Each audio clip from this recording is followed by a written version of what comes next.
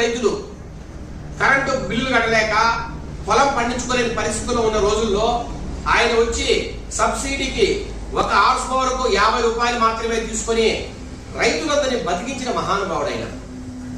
అట్లాగే పేదలకు జనతా వస్త్రాలు, చాలా మంది డబ్బులు ఇచ్చి బట్టలు కొనలేని పరిస్థితిలో ఉన్నారు కాబట్టి ప్రతి కుటుంబానికి ప్రతి నెల జనతా వస్త్రాలు ఇవ్వాలా, మనము అందరినీ కూడు గుట్ట అట్లాగే ఇల్లు ఉండేటిగా అందరినీ చేయగలిగితే నా జీవితం ధన్యమవుతుందని పరితపించిన వ్యక్తి ఎన్టీ రామారావు గారు. అట్లాగే ఆయన ఆధ్వర్యంలో కొన్ని వేల లక్షల ఇల్లులు కట్టారు ఆ 5-10 సంవత్సరాల్లో. ఆయన 7 సంవత్సరాల ముఖ్యమంత్రి కాలంలో కొన్ని లక్షల ఇల్లు ఆయన పేరు రూపుదిద్దబడ్డాయంటే ఒక్కసారి ఆలోచించండి. ప్రజలకు ఏ కష్టం వచ్చినా ముందుండేవాడు. ₹1 డబ్బు తీసుకొని జీతం తీసుకొని ఆ 7 సంవత్సరాలు